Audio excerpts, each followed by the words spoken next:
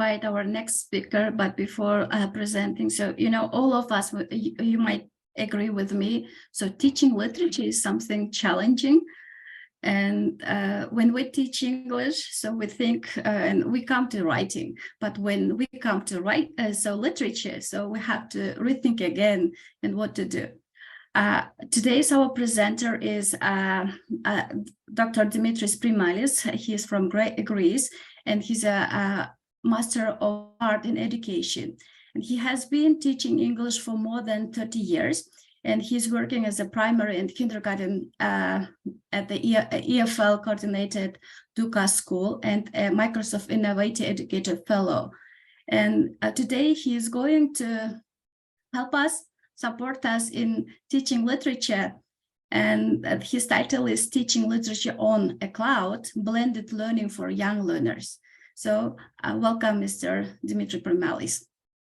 Oh, thank you very much. I hope you can see my presentation and you can hear me well. Yeah. If we can make it work. All right. Now let's see. Okay, my name is Dimitris Primalis. I'm an educator like you, and I'm here because I love to share experience and exchange ideas. Now, I don't know what's happening with your students, but my students claim that they can't live without their devices. And they would be glad to spend 24 hours playing non-stop online video games. But when it comes to reading a book, they simply switch off. And that's a big problem for an English teacher. So that's how I feel when I have to teach literature in a class of students, even though they're in the primary school. And I often feel that I have to walk on a very thin line, trying to motivate them, make them creative, as Dr. Jocelyn Dimala mentioned. So here's the big question. Can I exploit technology to teach literature synchronously and asynchronously to the benefit of my students? So today we'll be talking about tools that you can use, activities, the problems that you might encounter, some remedies, and I'll show you samples of student work. And of course, you can ask questions or share your experiences at the end of the presentation. Let me say, first of all, that I piloted this project with Roald Dahl's Azure Trot, which is a book well known in Europe. As you know, Roald Dahl has a very good sense of humor. Some of you might not be familiar with the book, so you're going to get a taste of the book very soon in a few seconds. So they say that curiosity kills cats, but in my case, I think it saves a lesson. So even though I wanted to teach the book asynchronously, which is a challenge, I asked my students to watch part of the trailer because there's a film based on the book. And I asked them to tell me what they think happened in the story and what they think Mr. Hoppy's idea was. I would like you to put into the shoes of my students for a few seconds. I want you to watch it.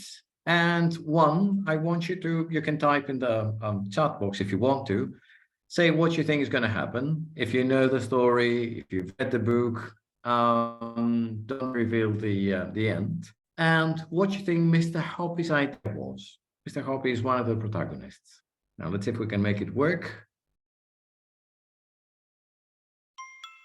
The story I want to tell you begins with a man called Mr. Hoppy.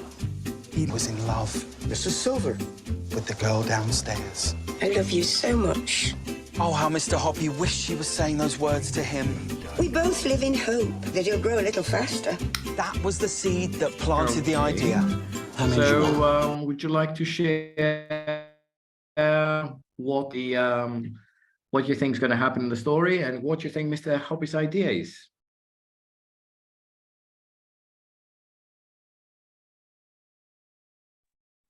I don't know if you can hear me. To solve his problem. All right, let's see. Okay. Can you hear me now? Yes, we can hear you, Mr. Dimitris. Okay, great. Okay. Let me see my... Okay. Right. Now, I hope you can see my next slide.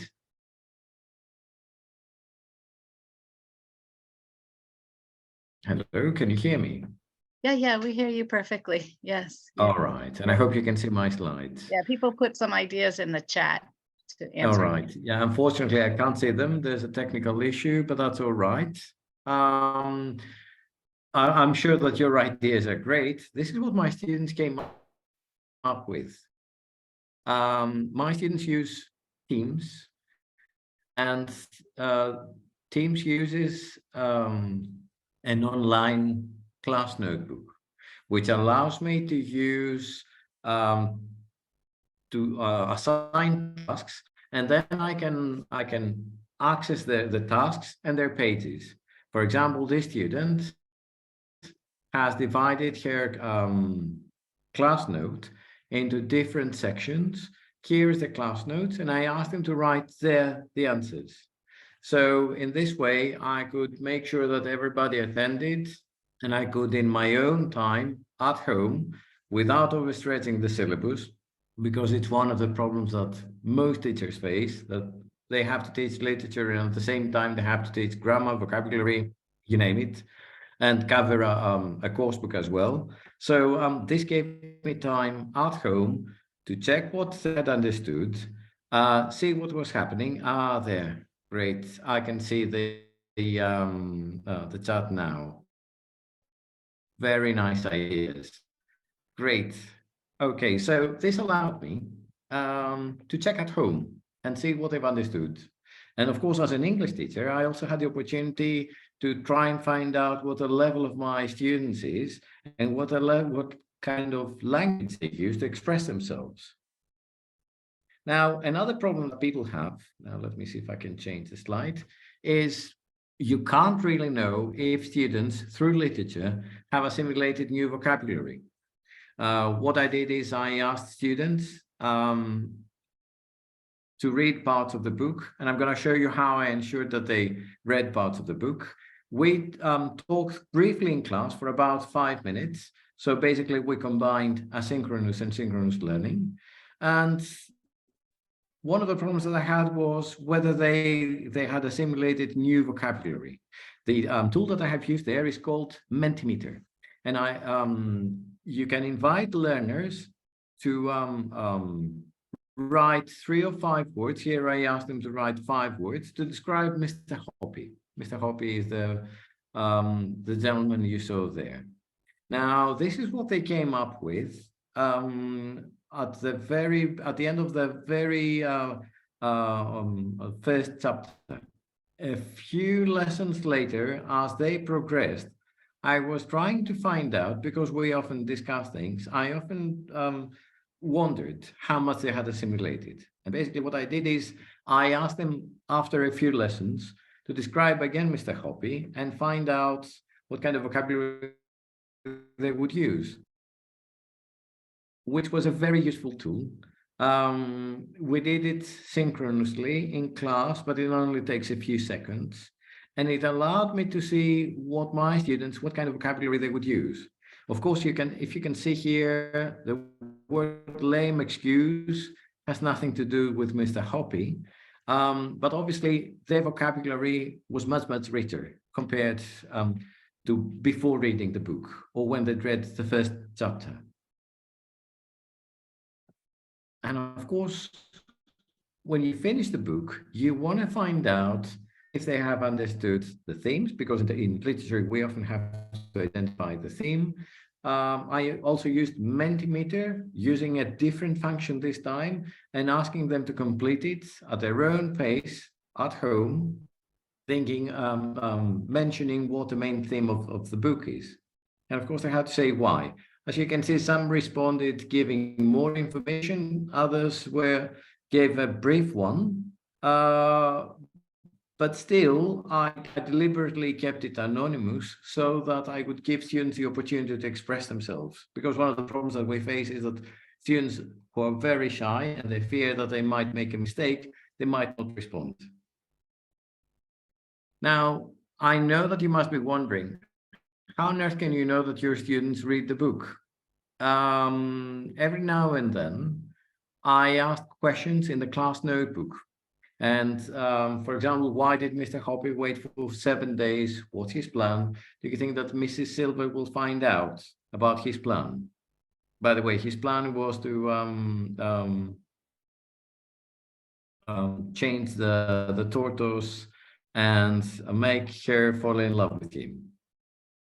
And as you can see again, I was able to very easily spot their progress and what they had, their reading comprehension, whether they had kept up with the tasks that I had assigned through the class notebook, which is a very good idea. If you don't have class teams, and if you don't have class notebook, you can easily do it as a Google document, or you can share Word documents with students. So you can very easily do that, and it's a very discreet way to find out what your students know. Plus, of course, you can always give them personalized feedback if need be. Now, when I ask my students to do something on paper, they usually will not do it, or they will find several excuses, or they will do it hastily. The problem is that they don't feel very creative. They feel this is a tedious task. So I thought I'd change that a little bit. After they read the story, I asked them to write the key moments of the story, but I didn't ask them to write them on a piece of paper. This is a PowerPoint template. It's very easy. I mean, everybody can find that. And I asked them, I shared it with them through the internet, through Teams, but it could be any platform. And I asked them to record the key moments of the story. So here you can see a couple of answers, and then I collect them, I put them all on a PowerPoint presentation. We talked about it in class and we analyzed it. Now, obviously, creativity is a major issue. And when it comes to students who feel that they're very good at using digital technology, when you ask them to write something in paper, they usually refuse. So this is what I did with my students. I found newspaper templates from Microsoft Word. Of course, it could be Canvas, it could be Google Documents, you name it. I gave them the templates, and I also gave them instructions. You're a reporter working for the local newspaper. Miss Silver has confided the whole story to you. Well, of course, they'd read the whole story when they did that. You have decided to write an article for your newspaper. Is it real? Is it fake? Do you believe Mrs. Silver? And of course, I gave them more instructions about finding a catchy title. Now, let's see what they came up with. Of course, they were free to use either the template I had given them, or they could simply use another document. Now, I want you to have a look at the last line. The best articles will be posted on the school blog. And the reason why I gave them this task is simply because students feel that they need to have someone to read it. And I don't mean the English teacher. Most students responded enthusiastically, and this is what they came up with. And to be honest, for most students, it was something I never expected. Now, this student, he wrote these 2 paragraphs. His mom confided that he asked for help, but Anastasis he'd always been very lazy. He was unwilling to do any kind of homework. With this one, he even asked for help.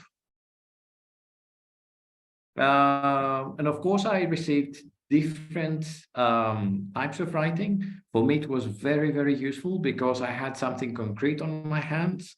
I could easily see what my students could do. I could collect all the mistakes. It's kind of formative assessment, but of course, without them realizing that.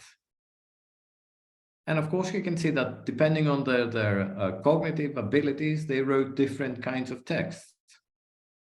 One of them actually used his sense of humor. Not only Alfie grew bigger, but Mr. Hoppy managed to grow his family as he got married with Mrs. Silver. What a miracle. I have to find the magic words to grow my salary too. Which I found a very nice way of using the language, trying to express his own feelings and his own sense of humor.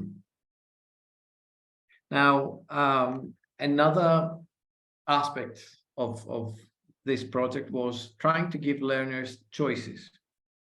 And of course, students could write that either on a piece of paper. I asked them to write Alfie's story from Alfie's point of view. They could either write that on a Word, they could create a video. To be honest, nobody created a video. Probably they were far too young. They were in the 5th grade. And even though they're very good at using videos, they didn't feel comfortable enough to do it. Or they could use a PowerPoint presentation. Or they could have written that on a piece of paper. As you can see, the texts that they came up with are fairly long for their level. And this is what I got. Well, this is from school. Before asking them to do that, I took them to the school garden. We've got tortoises there. They took photos. They even took short videos if they wanted to create a video. And this is what another student came up with. I apologize because that's the original material. That's how he created that. What's very interesting is that he has actually elaborated on the story. He didn't copy and paste things, but he used his own personal touch. For instance, at some point, yes, he used illustrations from the book, which I found very creative. But if you have a look here at the last line, I think he was jealous of me because Mrs. Silver loved me so much. This is not a book. That's an inference made by the student himself. And he even expressed that in a very eloquent way. And we're only talking here about a 5th grader whose native language is not English. And as you can see, he kept writing and writing and writing. The last line goes, I tried to warn her, but she could still not understand me. So she did as he said. So basically what he did is he used the text in a very creative way, in a very independent way. I think Roald Dahl, if he was alive today, he would be very proud of him. So as you can see, it was quite long. And of course, he used his sense of humor, saying they're my family, talking about the poor unfortunate tortoise. I try not to think of the past, but I hope that Miss Silver is well and that Mr. Hoppy is in jail. I'm 30 years old now and twice the size. Of course, they needed some help. Who's your favorite character? Describe this character. That's another activity we tried. I gave them detailed instructions on how to do that. And they came up again. Some people came up with bullets. Some others came up with texts. As you can see, some of them were very creative. Now, for this project, I used Multimeter, Kahoot. I don't know how many of you are familiar with Kahoot, and if we've got time at the end, I can show you how I used Kahoot.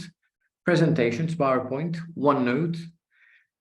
I used the trailer from YouTube, Edpuzzle, which we're going to see now, online audiobooks, and book, because I gave them the alternative. If they didn't want to read the book, they could listen to the book. How many of you are familiar with Edpuzzle? Okay, let's see what it looks like. And okay, and let's see what I asked my students to do. Now let me see if I can share that. Okay, there we go.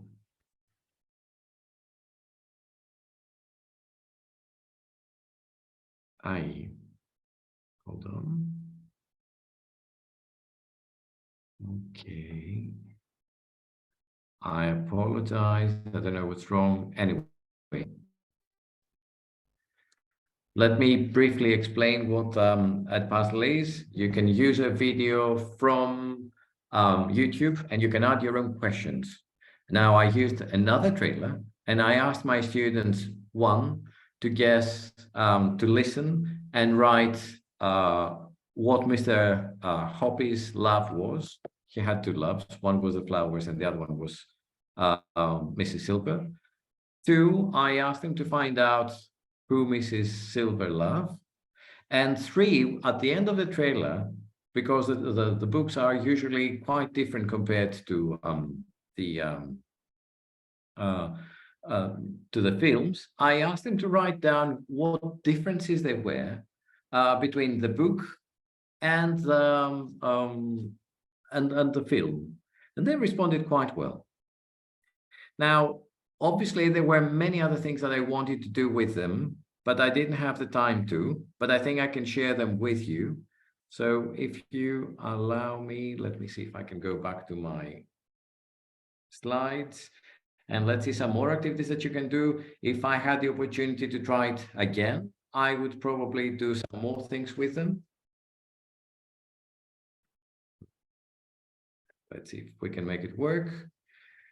First of all, here are the activities that I used. I used reflection, character description, timelines. You saw the PowerPoint ones. They had to rewrite the story from a different point of view. I asked them to do a Kahoot quiz. It was a reading comprehension and I introduced themes. They were brainstorming, vocabulary recycling. It was the Multimeter that you watched. They had to spot differences between the film and the book. It was that puzzle. And of course, we had discussions in class. So in other words, we used synchronous and asynchronous learning in a blend. Some more ideas is what Mr. Hoppy doing Justified. Invite learners to upload a video with their views on Flipgrid. Flipgrid is a tool which allows students to create a short video in a protected environment, giving their views, and only your class can see that. You can invite them to have an online debate with another class on this topic. You can invite them to write an email to RSPCA. That's the organization that protects animals from cruelty, complaining about the conditions the tortoises are kept in Mr. Hoppy's room. Invite learners to create a podcast on the book they have read. What would the main characters write on their Twitter account, if they had Twitter at the time? Try to create fake text exchange between main characters, and that's my favorite application. It's called ifaketextmessage.com. You can invite learners to write dialogues. Oh my God, I can't believe it. Are you okay? The magic words work. No way, you're pulling my leg. Alfie's grown, it's true. Alfie is the tortoise, and Mrs. Silver is texting a friend, telling her that her tortoise grew bigger. Some more ideas, but these are from the internet, they're not mine. You can write a letter from Mr. Hoppy to Mrs. Silver, inviting her to a cup of tea and a biscuit, which is a very, very usual task, but for students to write a letter, but now you contextualize it. You make sure that your students have a motive to write that and they become creative. Write a story about a great feat that Mr. Hoppy might perform to make him a hero in Mrs. Silver's eyes. More or less what I asked students to do was a bit similar. Create a report to teach others how to look after a tortoise, write a new story, write your own rhyme that might make Alfie grow, or write a letter to an animal charity asking them about their work. You can modify it. You can use technology to invite students to create digital content. Now, before finishing, this was the teacher's reaction, my fellow, my peers at the staff room, when I said, let's try to teach literature asynchronously. As you can see, their comments were not very positive. They were pretty negative about it. But I felt that my students were engaged. They were exposed to authentic and unabridged language. Their language production was much freer than usual, and they had no inhibitions because most of the language production was done asynchronously, which meant that they were not exposed to the classroom. They had the opportunity to enrich and recycle vocabulary.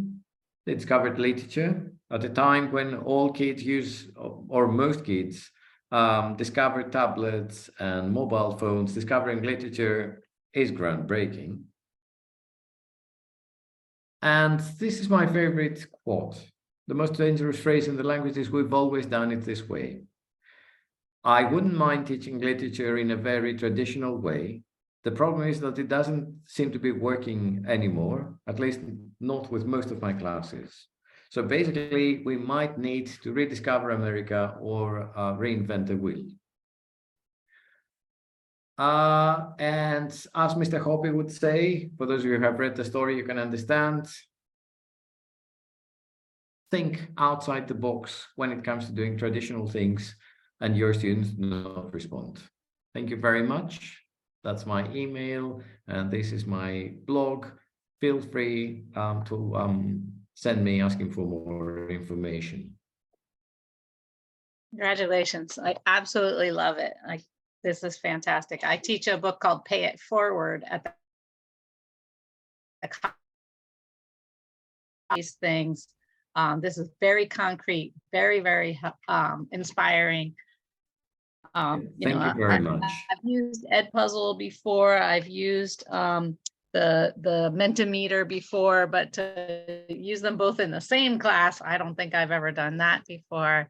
This is so cool. Thank you. This is really concrete, really helpful. We do have a couple of questions. Let's start with Dr. Catalin Egri Kumasu. Thank you. Lots of great ideas in there. I really enjoyed your presentation, but I have some questions.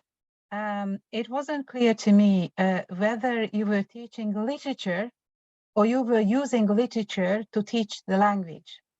Most of the classes are EFL or ESL in Greece, which actually means that if it's an EFL class, it's based on a grammar-oriented syllabus.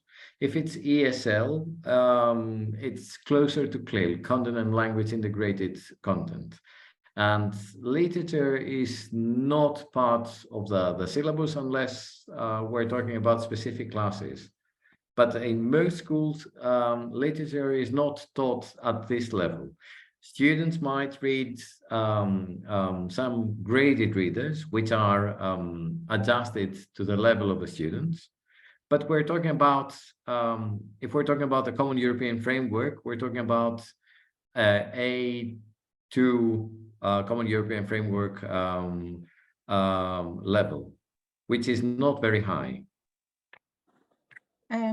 Is it fair to say that actually you are using literature to promote language learning? So, because teaching literature is something completely different to me. And I did teach literature at university level. So I would think that this what you are doing is using literature for language teaching purposes. And if so,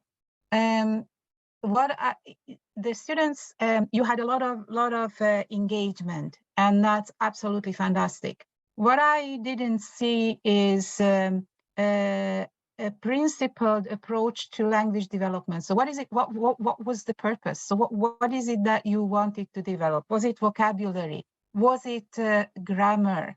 Because you asked them to write a story. So story writing, they are past, right? So the different past tenses, past simple, past continuous, to give the background, etc. So what I didn't feel is that there was a principled approach to what is it that I want to do with this. Let me clarify. This is creating enjoyment, which would be extensive reading. Let me clarify that this was not part of the syllabus. This was a new scheme piloted. Because in most cases, the syllabus does not include literature at this level. So obviously, what we tried to see was how we could incorporate literature because obviously the syllabus has a finite number of hours. You can't stretch it. You can't squeeze everything in there. So what we wanted to see was whether students could actually do part of the literature asynchronously and incorporate it through small slots that wouldn't burden the main syllabus. However, what we saw was that the main language taught through the main syllabus, for example, past simple, past continuous, narratives, it all reflected there. And it gave me another perspective as to what my students can do or what they cannot do. The main idea was to give our students a freer, an opportunity to express themselves freely, away from the rigid syllabus. So in a way, this was supplementary. It wasn't the main syllabus. It was through short slots that were repeated once every week, sometimes twice every week.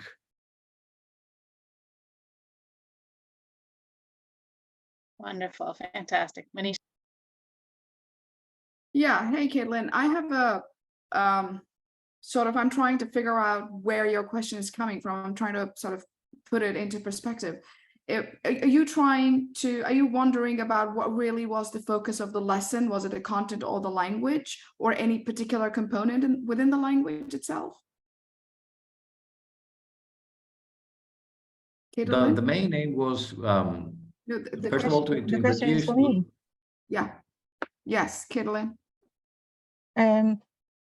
Well, my first problem here is that teaching. We are not really talking about teaching literature. What we are really talking about here is using literature for another purpose, which is teaching the language. And I understand that the literary material may not be part of language teaching per se, because the course books may have one unit on something like literature. But I completely agree that it is always possible to include literature, literary texts, but we are still not talking about teaching literature. We are talking about teaching the language and using literary material for language teaching purposes. Now, when we do it, I think we have to have an idea what exactly we want to achieve with the material that we bring in. Are we talking about are we doing extensive reading? When the students do the reading outside, and occasionally we check how the reading is going on, we do some activities, we try to kind of generate more interest. We bring in cultural issues, political issues, whatever, depending on what suits the learners. But when, at least when I use literature, I do have a teaching point in mind. So if I use a poem, what is it in that poem that I want to, if you like, exploit for a particular purpose to enrich what I'm doing in my language classroom? So am I going to use a poem to work on vocabulary? Am I going to use it for discussion to develop discussion skills? There needs to be some sort of teaching and learning focus. I agree, it's nice. I can do literature in the classroom anytime, any day, any moment. But if we go back to a curriculum needs to be executed, and the students need to prepare for their assessment, etc., etc., etc. So within that framework, we need to have some principles regarding what it is that we want a particular piece of literature to do in the class. I do agree with you. I do. Primalis, can I go first, and then I'll give you a chance? Thank you. Thank you. Thank you. Thank you for your patience. I do agree, but I have, there are portions where there are parts where I disagree. One doesn't have to really call it out. And in context of Greece, if I am right, it is a foreign language by far, you know, and promoting language by any means is purposeful in its whole essence.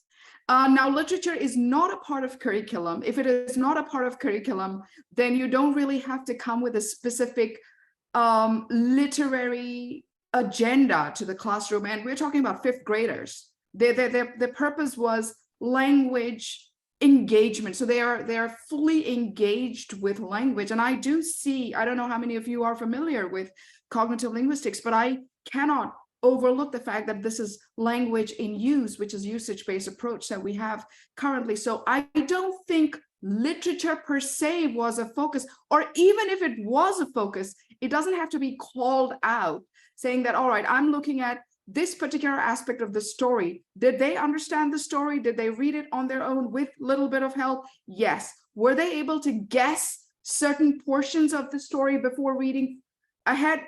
Yes, that's more or less like the literary aspect of reading a story. Did they go beyond the story? But that's only possible if you've understood the story first, right? So I do see a lot of creative thinking, a lot of literary orientation also embedded in the lesson without having, without calling it out. Sorry. Go ahead. Thank you. Yeah, maybe I didn't clarify that. I should have clarified that from the very beginning. There seems to be an absence of literature there. So obviously our motive was to help learners get in touch with literature, and because we're talking about a book which is unabridged, obviously this gave them more opportunities. I had to use video, I had to use technology to stimulate their interest. Yes, we did. We talked about some features, but not extensively, because this is something that they're going to do at a later stage. But this actually acted as a way to motivate them, to help them become more interested in reading. So, in a way, well, I mean, that is purpose enough. Although there could be other purposes, but creating an interest in reading in a foreign language is purpose enough.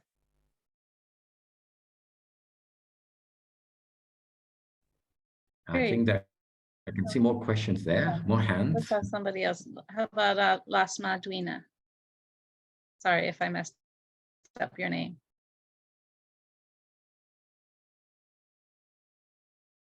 I think you need to unmute your mic. Yeah.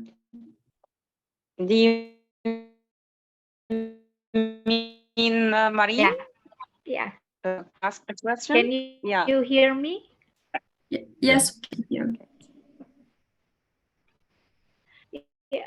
I'm going to ask about the preparation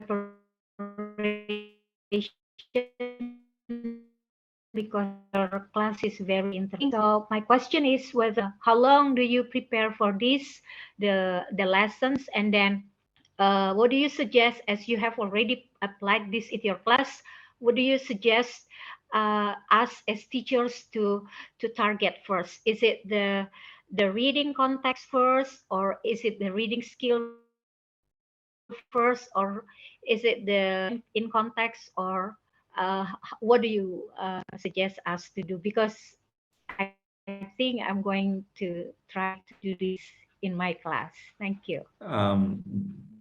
Let me clarify that this was a pilot scheme. We were just piloting where we explored the potential of asynchronous learning at a very young age, because they're fifth graders are 10, 11. Let me clarify that they were familiar with tools like Kahoot. All right, that puzzle, you create that. Basically what I did, I focused on small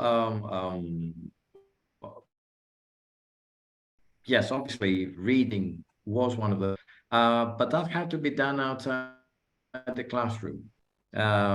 Basically, what I did is I tried to create a pacing.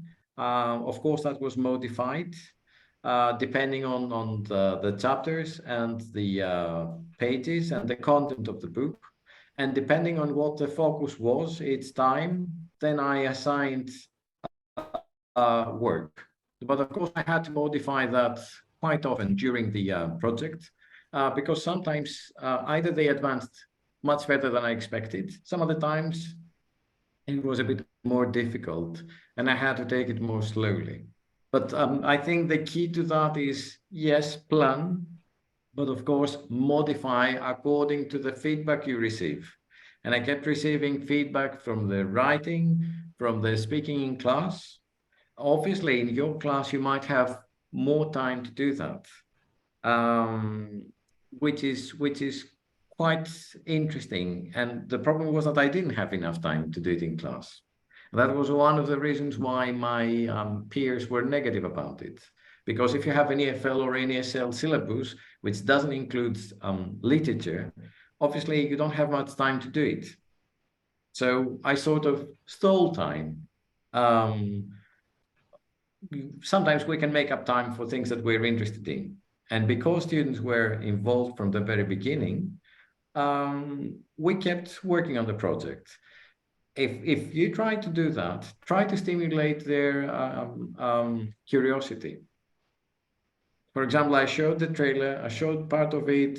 I said, well, you know, maybe you can read and try and find out if your guesses were correct or not. Fantastic. I love it. Dr. Marine Milad. Okay, hi, thank you for the presentation. And this is one of the examples of creativity. Creativity would be measured differently from different perspective, but I agree with Dr. Kaplan that it needs the language factor. Like the study is amazing, the piloting is amazing, but we can relate it to content-based instruction. You chose the literature content or of a movie or a trailer of a movie that is based on a book, maybe to get the students to improve their imagination, widen their imagination.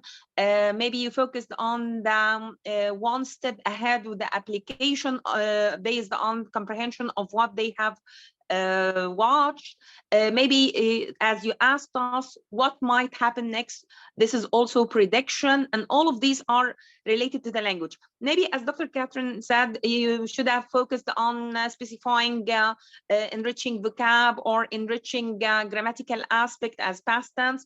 This is also included, but I believe that your main aim was to help them to widen their imagination and come up with new ideas. My only question here is, what did you do in order to make sure that their work is original? They haven't received any assistance or feedback from their parents because they are grade 5. They are not adult enough. Even with adult students, we would have some suspicion about that. Thank you. All right, let me start with the last part of your question. It's very easy. I mean, if you have part of the text and you put on Google, it will appear. You don't need to turn it in because we're talking about very small chunks of language. The very first sample that I showed you, what I really liked was that the student came. We're only talking about 10, 11-year-old students. He came and said, well, sir, I wasn't quite sure about some things. So I asked my mom, is it okay? Said fine. And to be honest, because at this point, you simply want to encourage students to do things. You want them to create content. And you, of course, you encourage them. You really want them to produce language. You're dying to do that. And as you saw, some of them actually produced much, much longer text than expected. At this age, usually my students might produce a paragraph. And I was very lucky and happy to see them producing long texts. Of course, they read the book. I can't tell you to what extent they read the book. Yes, Yes, I used Kahoot to check their understanding. So when they came to class and I had assigned, we played Kahoot. So I had an idea of more or less of what they knew or what they'd read, but that wasn't my main aim. My main aim was to help them become creative, to be exposed to real language, because this is authentic language. It's not graded readers, the one that they're used to reading. And well, that was and of course, as a teacher, I wanted to explore the potential of asynchronous learning at such a young age. Fantastic. Wonderful. I love it. I just wondered, real yes or no question, was this like 4 months, a semester, the whole year? How long No, was it was only a few months. It was a bit less than 3 months. 3 months? All right, that's awesome. That's good to know. That's very helpful, actually. All right, I'm afraid we're about out of time. We've gone 25 minutes over time. We do have one last question. I hope you can make it super, super quick, because it's time to wrap it up, and we will start again tomorrow. Same time. For me, it's the morning. For you, it's the evening. And I hope everyone will continue. But we could take one more question. Please remember to sign the Google Docs so that your name is on our list for both days if you need a certificate. Thank you. And Dr. Egri. Yes, just a quick question. Now that you have given your students a taste of what it is to read in foreign language and understand and do things, are you planning to continue this with them? We still need time to explore even more the potential of asynchronous learning at such young ages. But what I really liked was the fact that when parents asked me what I should assign for Easter holidays are 2 weeks in Greece.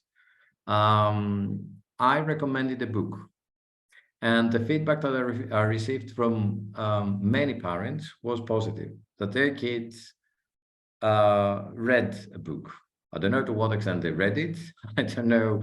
I only recommended the level of the book. I said, you can go to a local bookshop, you can ask for A2 or A1 book and level books, and you know, your students can read, your kids can read it.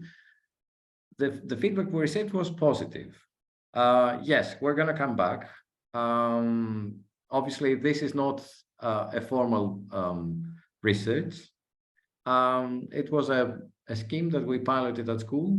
And to be honest, I felt that it was a very interesting scheme. And we still have a lot to learn about how technology can be applied to classrooms at young ages. Yes, we know a lot of things about teenagers. We know even more things about adults, but not so many things about young ages. So maybe, who knows, in a couple of years, I might come back with a full research.